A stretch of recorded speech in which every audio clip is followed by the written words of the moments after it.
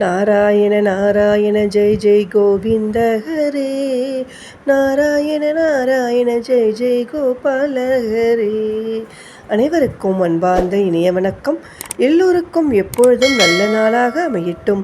நமது சேனலை சப்ஸ்கிரைப் பண்ணாதவங்க சப்ஸ்கிரைப் பண்ணுங்கள், ஷேர் பண்ணுங்கள், மறக்காமல் சப்போர்ட் பண்ணுங்கள். பதிவு என்னவென்றால் திருப்பாவை பாசுரம் 18ஆம் பாடல் பொருள் விளக்கத்தை பார்ப்போம்.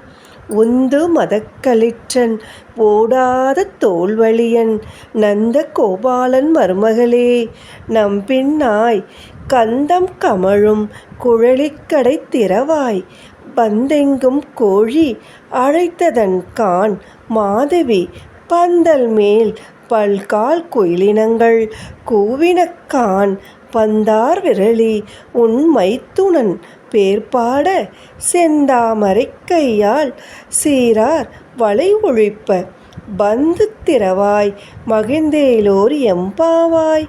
பொருள் பார்ப்போம்.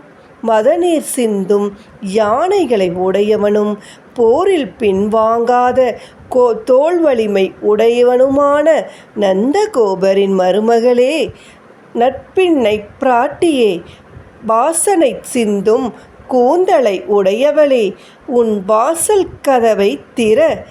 கோழிகள் கூவும் மொழி நாலாபுரத்தில் இருந்தும் கேட்கிறது.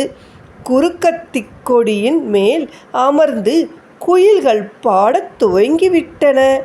பூப்பந்தை போன்ற மென்மையான விரல்களை கொண்டவளே, உன் கணவனின் புகழ்பாட நாங்கள் வந்துள்ளோம்.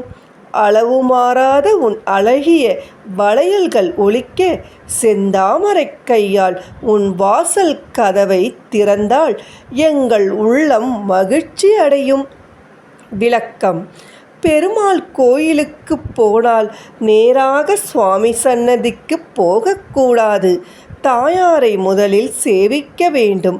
வீட்டில் கூட அப்படித்தானே?